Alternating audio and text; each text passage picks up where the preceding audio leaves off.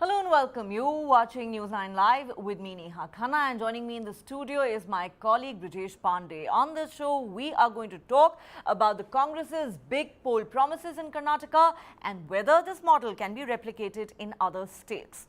The Congress party has called its leaders from poll-bound states of Madhya Pradesh, Rajasthan, Chhattisgarh, Telangana and Mizoram to the national capital to hold a meeting for a discussion on a broad strategy for the party's campaigning in these states that are going to polls later this year.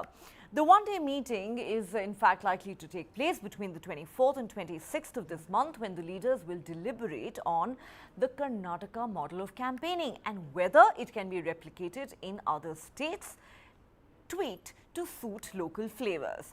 Congress President Mallikarjun Kharge, former President Rahul Gandhi, Congress General Secretary Organization KC Venugopal and in charges from these states and their state presidents as well as legislature party leaders will be in attendance.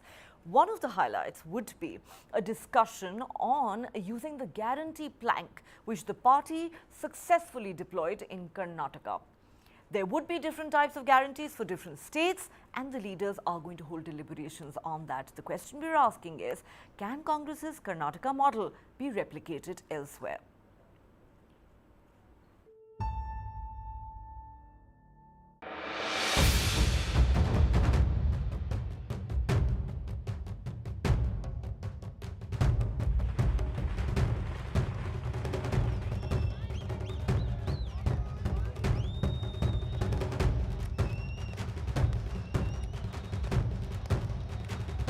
जनता के सामने गए कुछ guarantees लेकर, हमें उन्हें पूरा करना है, जनता के लिए हमें काम करना है।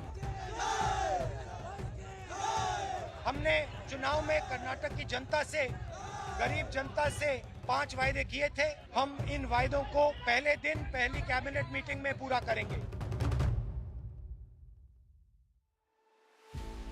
In the recently concluded Karnataka elections, the Congress party emerged victorious, securing the people's mandate. Crucial to their triumph was a promise of freebies for voters. We have to understand what is freebie. There are different kinds of government expenditures, which are required, like social expenditures, education, health, Then there are some things which are given out as free, for some promises that are made. मुफ्त की रेवड़ी की राजनीति की वजह से कई राज्य इतना बेतहासा खर्च अपनी दलगत राजनीति की भलाई के लिए कर रहे हैं, राज्य कर्ज में डूबते चले जा रहे हैं। In two states where the Congress has upstaged the Bharatiya Janata Party, they were riding on more than just anti-incumbency. In Himachal, they have already implemented their poll promise of restoring the old pension scheme in their first cabinet meeting itself. Their triumph in Karnataka has further vindicated their faith in welfare politics. The point is that you have to win votes. And to win votes, what you need to do is promise people, because earlier people would believe in long-term promises. But now they don't believe in long-term promises. They ask, what are you going to give me today? That's why every political party before elections is offering freebies.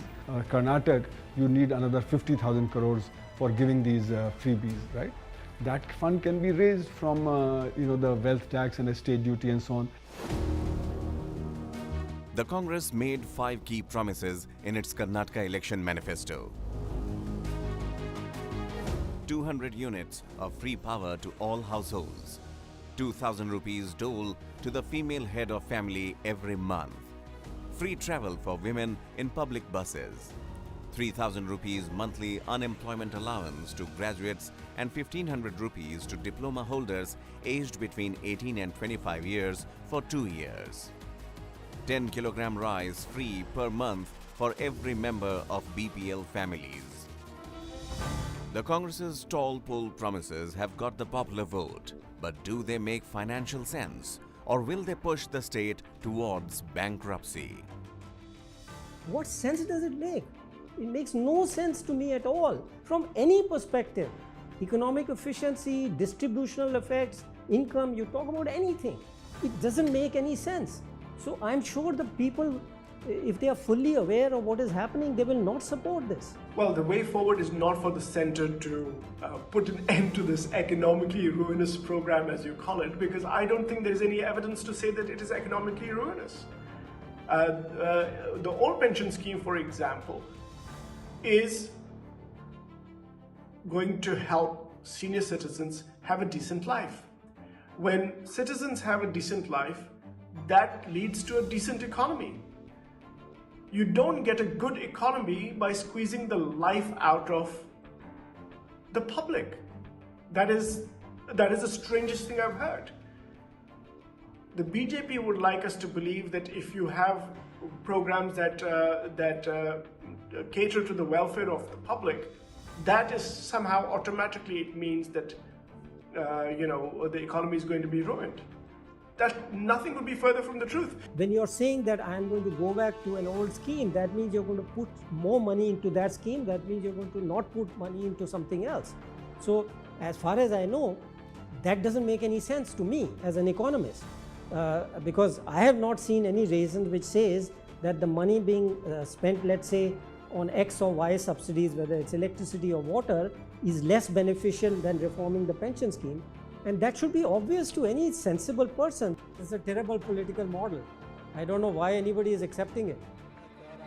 On May 18th, former Madhya Pradesh Chief Minister Kamal Nath promised that if the Congress came to power, it will offer power subsidies, 1,500 rupees per month to women under the Nari Samman Yojana and restore the old pension scheme.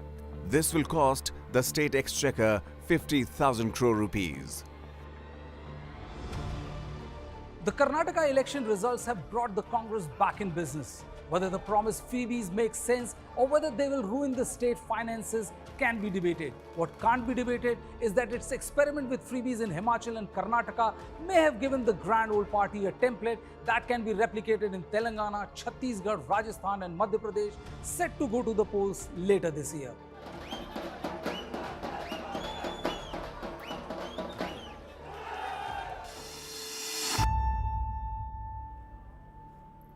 All right, let's now go straight across to our panel. Of course, here in the studio with me is my colleague Brijesh Pandey. Also joining us on the show, Bhaskar Hegde, editor of TV9 Kannada Digital, Nizam Forsar, spokesperson and General Secretary of Karnataka Pradesh Congress Committee, and Dr. Baswaraj Itnal, senior journalist. Brijesh, let me start with you. There is no doubt that the Congress has registered a massive win in Karnataka, and many are attributing it to not just the Congress focusing on what are referred to as people's issues, but the poll promises, or shall we say the freebies that were promised. The question that many are asking is, with several other states scheduled to go to polls later this year, do you believe the Congress party has found a winning formula? Well, I think it is definitely going to be a steady template as far as the Congress party is concerned, because nobody would want to tinker with the approach which has worked for them. It worked for them in Himachal Pradesh, where they said that they will get back the old pension scheme, and it created a lot of buzz in the Congress side. And this time also, I won't say that those 5 poll promises or the freebies, as the BJP is calling it, were the only reason the Congress party win. There were several others, but yes, these 5 promises is considered to be a major contributory effect as far as the Congress's emphatic victory in the state of Karnataka. Challenge would be Telangana, because Telangana already has several such very effective public schemes already in progress. The BJP also tried to play with its own brand of Labharthi politics versus the kind of policy which was set in place by KCR there in Telangana. But Telangana also has a very robust, if I may say so, Labharthi schemes already running and pretty effectively running. So the Congress will find some degree of challenge when it comes to state of Telangana. But other than that, I think in the state of Madhya Pradesh, where they already announced 100 units of free bijli and other schemes, I think that will definitely tilt a certain section of society towards the Congress party. And we have seen first hand, because we are headquartered in Delhi, yes, we have seen it first hand how these freebies or labharthis or revadis, depending which side of the political fulcrum you are, working for the party which has announced it. Absolutely true. It now looks like all parties are increasingly doing it. This seems to have become the template. As Brijesh said, the question is, can the Congress hope to replicate its Karnataka success in other states using this template? Let me now go across to the politicians on the panel, starting with Nizam Faujdar. Mr. Faujdar, there is no doubt that the Congress party, like I said, has won a very emphatic win in Karnataka. While there were multiple factors that led to your win, including anti-incumbency against the BJP, it is also believed that these poll guarantees played a big part. Now it is believed that the Congress party is seriously considering making similar promises in other poll-bound states. There's going to be a meeting in the national capital of leaders from these poll-bound states later this week. But the question really is, number one, can the same formula work in state after state? The BJP is, of course, already accusing you of promoting freebie culture or revedi politics, as the Prime Minister and others call it. They're also saying this is going to cost the exchequer 50,000 crore rupees annually. That's by your own government's estimate. They say you're going to leave the state coffers absolutely empty, and that in the long run, these populist measures are completely unsustainable. Neha, the Gujarat model, which was in 2013, the Photoshop model we call, has become extinct now. The new model of welfare, growth, prosperity and development is the Karnataka model. Yes, these people, if you say the state is going to become bankrupt if we give welfare schemes to the poor who are not able to toll their, the life on a comfortable levels. I think that means in the last 3 years, the Karnataka BJP government has taken 3 lakh crores of loan. In the last 70 years, it was 2.5 lakh crores. 2018 till now, they have taken, in the last 3 years of their governance, they have taken 3.5 lakh crores of debt. If they have not done any welfare, they have not done any infrastructure development, if they have not done any work in the state, where did these 3 lakh crores go? Our simple understanding is, if you start the economy, where the state was in surplus employment, now it is 2.5% unemployment. If you if you stimulate, give a stimulus to the economy, I'm sure it's going to give back the revenue, it's going to give back the income to the state. Remember that as long as the people are happy, as long as the people are in the state of productivity, as long as the people are in a state where they want to contribute to the state and to the economy and to the society, the state's economy will always be healthy.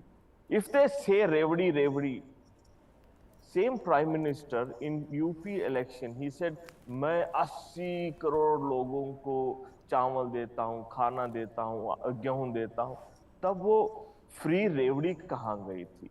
तब तो सही था.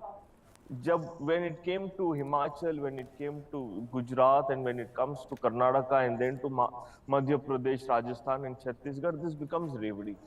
My question is, why are these people so anti-poor? When Prime Minister says, मैं गरीब खानदान से आता हूँ, गरीब घर से आता हूँ, तो आप गरीबों के खिलाफ क्यों काम करते हैं? आप 12 लाख करोड़ रुपए अपने उद्योगपतियों का माफ कर सकते हैं, but you do not want to give 50,000 rupees to lakhs and crores of Indians who need that kind of help. You want to help one man, but you do not want to help crores of Indians. What is this logic of politics? The state has to be healthy, the country has to be healthy, the country needs to stand on its own legs. But if you continue saying free ki revdi, where do these poor people go? Okay. Who will help them? Okay. Why should we not help them? Okay, I take your point. However, the question still remains, are these measures not unsustainable in the long run? It is sustainable. No matter which political party implements them. But I take your point about, the double standards that you're accusing the BJP of. So let me take this to Dr. Baswaraj Itnal. Now, this is what happens.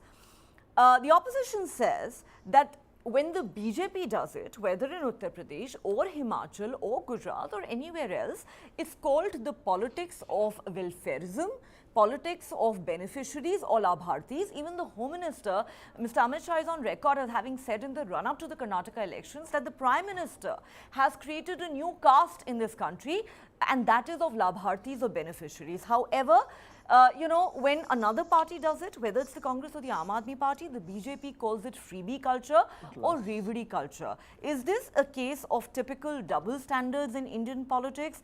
And given that this seems to have paid off both the BJP and the Congress in different states, is this really now going to be a formula and a template that every political party is going to want to adopt in order to win elections, you think?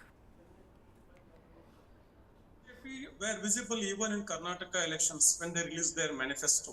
Their manifesto had a lot of freebies, but they call, like you said, they call them a welfareism, and when the others do it, it is freebies or labharti. But the larger point and larger. So when it makes sense is that, see, we are talking with these formulas of the Yuvanidhi or Grilakshmi, all these schemes. The Congress has come up in what context? There's a context here. In last 9 years, the government of India had the party which came to power with lots of promises of economic miracles. They literally promised economic miracles. They promised 2 crore jobs a year. They simply painted a picture of a paradise for the voter. But that has not been delivered. Now the economy is in crisis, number one. Number two, the common man is suffering. So when the common man is suffering, there has to be some scheme to put some money in his hand so that he can live. It has accepted it has only limited utility value. It's a quick fix. It's a band-aid. It's not a permanent solution, but that is required. So that is why the Congress, this Karnataka model gets traction. Again, one more point is that but that is not the only solution that's not a template that will solve the problems in other states. That cannot be just maki copy-paste model elsewhere, because whatever was the welfare schemes that were announced by Congress, it is not, we cannot attribute the Congress success only to that in Karnataka. There is a huge, social engineering, the caste combinations were tried by Congress. For example, in the South. Sir, I don't disagree with you. I'm sorry to interrupt you. I do not disagree with you there. Even Brijesh made that point at the start of the show, that this isn't the sole factor that has led to the Congress's victory. However, what we are discussing right now is whether this is going to be the template going forward. So let me go across to Bhaskar Hegde at this point. Bhaskar Hegde, now that it has paid the Congress rich dividends, and let's face it, it's worked for the Aam Aadmi Party in Delhi, it has worked for the BJP in multiple states in the past. Does it now look like every political party would want to increasingly fall back on this formula? And do you believe that the Congress can successfully replicate this, especially in the states of Madhya Pradesh, Rajasthan and Chhattisgarh, because it is in power in 2 of those states? Can it hope to counter anti-incumbency with this kind of welfareism / freebie politics? Neha, the questions you raised are very interesting and absolutely right. I think not only Congress, even Aam Aadmi Party and all other parties are going to replicate, and they will certainly compete among themselves to come out with more freebies, or if we call labharti politics. So more schemes they will start. So they will certainly do it, no doubt. Okay, you do believe it will be replicated, but the question I want to ask you is, do you believe it will help the Congress counter anti-incumbency in states like Rajasthan and Chhattisgarh? I think it may not help in Rajasthan, probably perhaps partially help in Chhattisgarh, considering the political battle between Sachin Pilot and Ashok Gehlot. I don't think even Rajasthan also has the same political culture as Karnataka, because they have a kind of revolving governments. So revolving door governments. I think next will be probably BJP may come back. So even if they offer some kind of softs or whatever, Rajasthan Congress may lose a chance, considering the factional war now. And Chhattisgarh also, if you see the very cold war between Singdev and Baghel, I think it may affect our prospects in Chhattisgarh also, but this announcing these kind of things may help to boost the cadre to approach the public and voter. Whether voter will convert and agree to the point, that's a different issue. At least it will help the cadre to go to the people and say, forget about the new fractional war. We are offering this. Please come back to us and vote for us. At least this can help to this extent.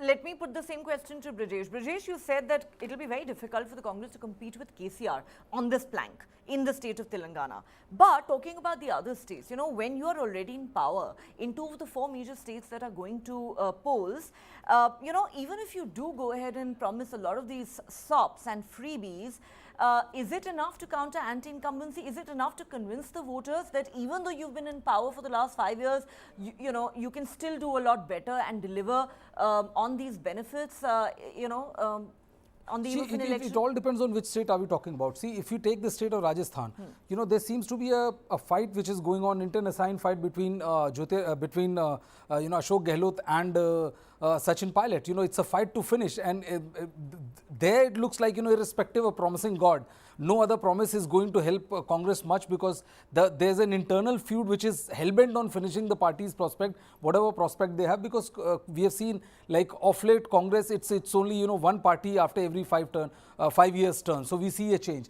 In Chhattisgarh, it's a different story. Though there is, as you know, Bhaskarji was mentioning about a feud between T.S. Dev and Bhupesh Baghel. Bhupesh Baghel has come up trumps pretty strongly. And it is not like, you know, the fight with T.S. Dev is eroding or denting his majority. And he has already launched couple of solid welfare schemes. And if in the state of Chhattisgarh, if the Congress party announces a slew of, these such schemes, it can act as it can galvanize Congress position and help them to come back to power. You know, it's one of the states where there's not a lot of chatter about, you know, how the BJP is going to defeat the Congress. There we are talking about, you know, how strong the Congress is despite being 5 years in power. In the state of Madhya Pradesh, you know, we are already seeing attraction going on, and there is a massive anti-incumbency against the BJP as they approach this election. Kamal Nath has announced that, you know, it will give them 100 units of free electricity if they come to power. With couple of more, announcement of this nature closer to the election, I think it can help Congress party a lot. So Chhattisgarh and Madhya Pradesh, I think Congress has a very good chance of, you know, amplifying their standing on the ground with these schemes if they are, like, you know, properly conveyed to the people. Very interesting. You believe it could work for them both in Chhattisgarh and in Madhya Pradesh. Perhaps it is easier to make promises when you're in the opposition, but how much can you convince the electorate when you are already in power or have been in power for 5 years? Perhaps that is a question that the Congress party would need to ponder over. The same, of course, goes for the BJP. Let's now listen in to what Sonia Gandhi and Rahul Gandhi said before the swearing-in ceremony in Karnataka about these poll promises. From my heart, I wish to thank all of you, the people of Karnataka, for giving the Congress party such an historic mandate. This mandate is for a pro-people's government. This mandate is for a pro-poor government. It is a rejection of the politics of divisiveness and a rejection of corruption. I would like to reassure the people of Karnataka that the Congress government, which has been sworn in today, will stand by its commitment to implement the promises made to them.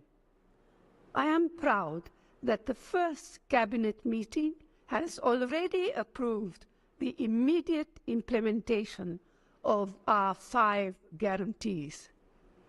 The Congress party remains committed to the prosperity, peace and progress of Karnataka. मैंने आपसे कहा था कि हम झूठे वायदे नहीं करते हैं.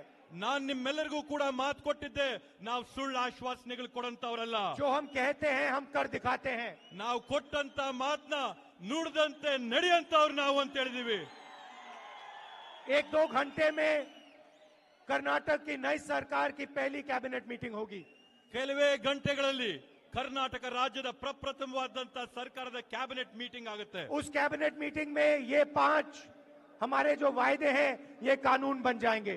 ಆ ಒಂದು ಕ್ಯಾಬಿನೆಟ್ ಮೀಟಿಂಗ್ ಅಲ್ಲಿ ನಾವು ಕೊಟ್ಟಂತ 5 ಆಶ್ವಾಸನೆಗಳು ಕಾನೂನಾಗಿ ನಿಮ್ಮೆಲ್ಲರಿಗೂ ಬರುತ್ತೆ.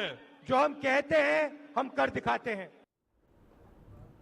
All right, Rahul Gandhi there saying that we fulfill the promises we make. Let's now shift our focus to another topic, and that is the efforts that are being made to forge opposition unity ahead of 2024. There is no doubt that the Congress's thumping win in Karnataka has given a boost to the opposition in the country, but the question is how far can they really go? Remember yesterday, Bihar Chief Minister and JDU leader Nitish Kumar met with Delhi Chief Minister and Aam Aadmi Party National Convener Arvind Kejriwal and assured him of all support in the latter's fight against the centre over power sharing in Delhi and a recent controversial ordinance that was brought in by the centre to override a Supreme Court verdict that had gone in favour of the Kejriwal government. Today, we are given to understand Nitish Kumar is going to meet with the Congress President Mallikarjun Kharge and Congress leader Rahul Gandhi. This as several rounds of meetings take place between opposition leaders as they hope to come together and take on Narendra Modi and the BJP in 2024. How successfully can they do it? Let's put those questions to our panelists. Brijesh, starting with you. The meetings have started. The general election is now less than a year away. But like I said, Karnataka seems to have come as an impetus for not just the Congress party, but the opposition as a whole. You've also seen some political leaders change their tune lately, from Mamta Banerjee to Akhilesh Yadav, who now seem to be more amenable to joining hands with the Congress than was the case earlier. The question really is, we talk about this before every general election. How far can these parties really go in forging opposition unity? Well, I was talking to a senior BJP leader, and it was a very interesting take on this opposition unity. He says that, till now, what you have seen is that, all opposition parties, they talk of unity and all, but when it comes to voting in Rajya Sabha or Lok Sabha, or when it comes to, taking care of their own interests, they don't mind to junk the entire talk of opposition unity. But I think, Karnataka win has given them a push. But I think what is emerging as a solid unifier is the raids by the ED. It is the ED raids, which is acting as a bigger and more solid unifier than the Karnataka election. What Karnataka election has done is it's given impetus to the fortune of the Congress party. So Congress party, which was literally relegated as treated as just another regional party, its stature has been elevated. Now it is treated as a proper national party, though the representation by the Trinamool Congress or the Akhilesh Yadavs of the world left a lot to be desired, because they were not there. They could have been there and sent a solid message. But I think the Karnataka win is definitely has given an impetus. But the more unifying factor, trust me, in the next couple of months is going to be the raids of the ED, which will act as a bigger unifier as far as this massive outreach is concerned. Kejriwal is not that concerned about how the opposition party is going to go and all. But one ordinance, and we saw Kejriwal scurrying and talking to every opposition leader possible, asking them that that it is imperative on the opposition to defeat that ordinance in the Rajya Sabha to send a message of opposition unity. So somebody who's shying off from being part of the opposition unity, all of a sudden one act by the central government and he's scurrying for. So I think they'll have to have a broader consensus before we can actually start saying that this will have, what kind of effect it will have on the opposition. Absolutely. I think, we've seen them work way too much at cross purposes in the past, and therefore it may sound a little premature at this stage. Are there enough issues that can act as a binding factor for the opposition parties? Let me take this straight across to Nizam Faujdar. Mr. Faujdar, what Brijesh just said may be music to your ears, that, it was being said for a long time that the Congress wasn't being taken seriously enough by a lot of other opposition parties, but that seems to have changed with the Karnataka election results, and that the Congress party's stature has perhaps grown. It now may be taken more seriously as a national player ahead of 2024. However, the question really is, can opposition parties truly bury their differences and come together? Let me cite an example. Arvind Kejriwal of the Aam Aadmi Party wasn't even invited to the swearing-in ceremony in Karnataka by the Congress party. And Arvind Kejriwal is reaching out to several opposition leaders, including Nitish Kumar, in his fight against the centre over this controversial ordinance. So let me ask you, Is the Congress party willing to extend support to Arvind Kejriwal on this issue of the centre's controversial ordinance? Neha, your voice and your posture has a tint of conviction to what is happening in the country. I think, the unifying force of the opposition in this country has happened on multiple layers. It is just not the Karnataka election or it is the Bharat Jodo Yatra. There are many, many more factors to it. But yes, these two factors look as one of the leading catalysts to the force that is uniting.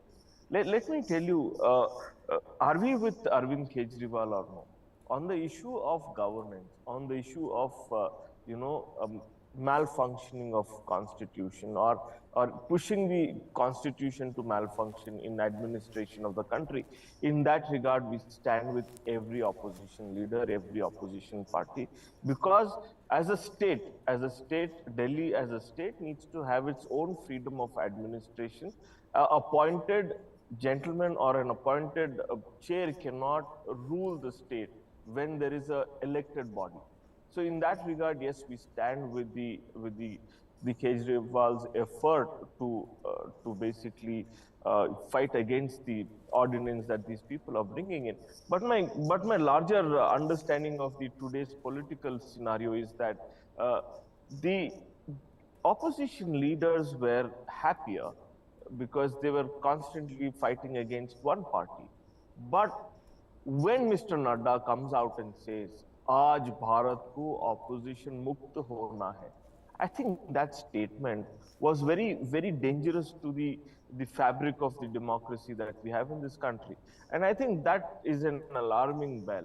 Yes, ED, IT, and CBI are basically a super catalyst to the phenomena that's happening. But let me tell you, in the next 1 year, there will be unification of opposition parties. At the same time, there will be BJP exit phenomena which will catch up like fire across the country. Some of the leading BJP leaders will leave the party because there's already infighting about who is going to replace Modi in 2024 within the BJP party. There are a lot of stakeholders. There are a lot of leaders who are internally pitching for becoming the next head of the BJP.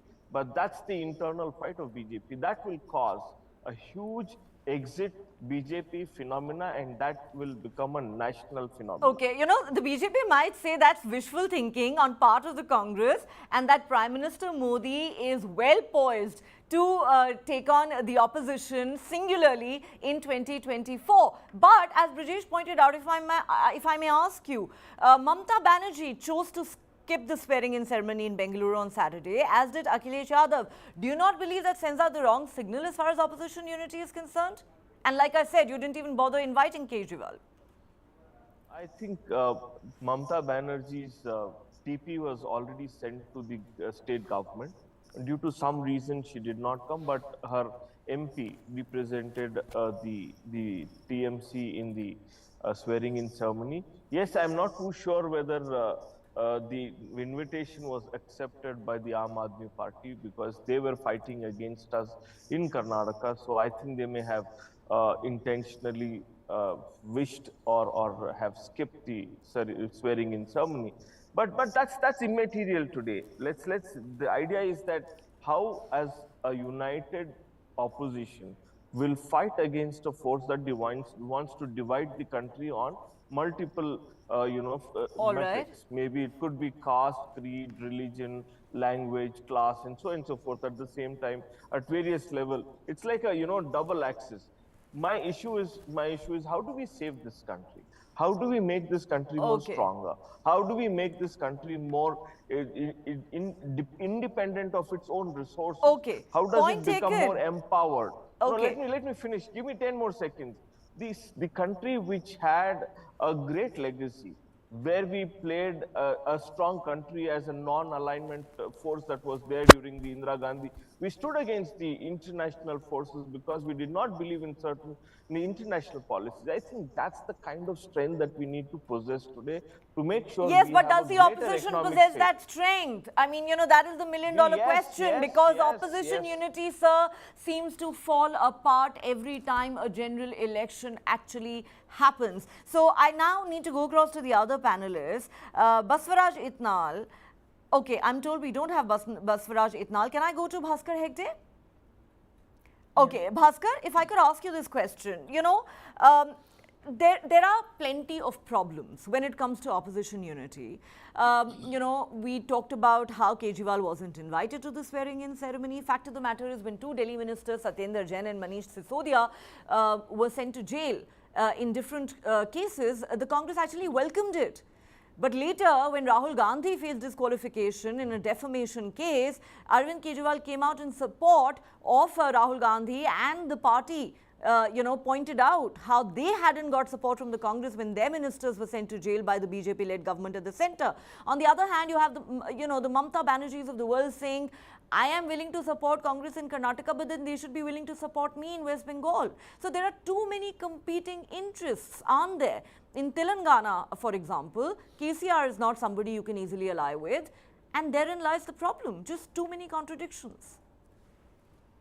Neha, you are right, exactly. Some 30 years back in 95, 96, 97, when Third Front was ruling, the issue was to work out a common minimum program. That was the kind of major difficulty they used to face while working out a common minimum program.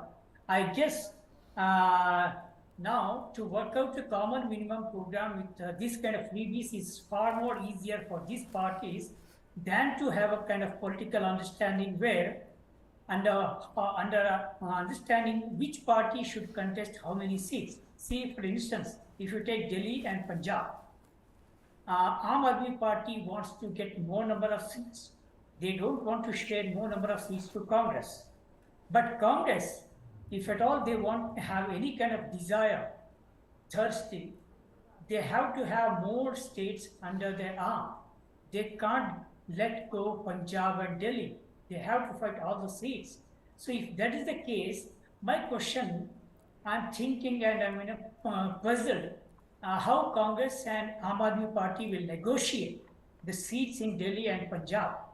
And so is in West Bengal. So Mamata Banerjee, can she let go more number of seats to Congress? The question is as simple as that. If that comes to the issue, I think working out a common minimum program is very easy, and having a kind of seat sharing will be a major difficulty. I think you're quite right. Seat sharing is perhaps going to be the biggest sticking point, which is why we don't know yet if we're going to see these parties contest the 2024 general election unitedly or not. We will find out, I guess. But let's listen in to what Nitish Kumar and some other opposition leaders said following the series of meetings that have taken place over the weekend. हम लोग आए हुए थे, यहाँ तो आए ही थे आपसे मिलने के लिए, और इनको काफ़ी जो सुप्रीम कोर्ट का फैसला हुआ बहुत अच्छा लगा, और हम लोग तो देखते ही रहे। अब उसके बाद जो कुछ भी करने की कोशिश हो रही है केंद्र सरकार के द्वारा, ये तो एक विचित्र बात है।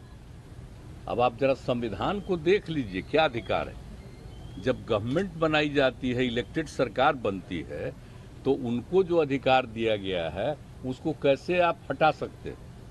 ऐसा तो कुछ नहीं है, लेकिन अब किस तरह से हो रहा है। इसलिए तो हम लोग कह रहे हैं कि सारे देश में सब लोग एकजुट हों, ताकि ये लोग संविधान का भी और किसी भी चीज़ का अपने ढंग से जो इधर से उधर कर रहे हैं, और किस तरह का माहौल बन रहा है। अब दिल्ली में इनको लोगों ने किस तरह से बहुमत दिया है, और किस तरह से सब लोग साथ हैं, और हम लोग इस बात को मानते हैं कि काम कर रहे हैं, बहुत अच्छा काम कर रहे हैं। और उसके बाद सुप्रीम कोर्ट का भी फैसला हो जाए तो राज्य सरकार को जो अधिकार है काम करने का, उस काम को रोक दिया जाएगा। ये सब तो बहुत ही आश्चर्य का विषय है। सुप्रीम कोर्ट का आदेश आया था जिसमें सुप्रीम कोर्ट ने सारी पावर्स दिल्ली की चुनी हुई सरकार को दी थी। उसके बाद उसके 8वें दिन, सुप्रीम कोर्ट का आदेश आने के 8वें दिन, 8 दिन के अंदर उन्होंने अध्यादेश जारी करके सुप्रीम कोर्ट के ऑर्डर को पलट दिया। चुनी हुई सरकार की सारी शक्तियां छीन ली, सरकार को बिल्कुल पंगु बना दिया और सारी ताकत एलजी को दे दी कि अब एलजी दिल्ली चलाएंगे। 5-0 से जजमेंट आया था, पांचों जजों ने, संविधान पीठ ने जजमेंट दिया था, उस जजमेंट को पलट दिया 8 दिन के अंदर। ये संविधान के खिलाफ है।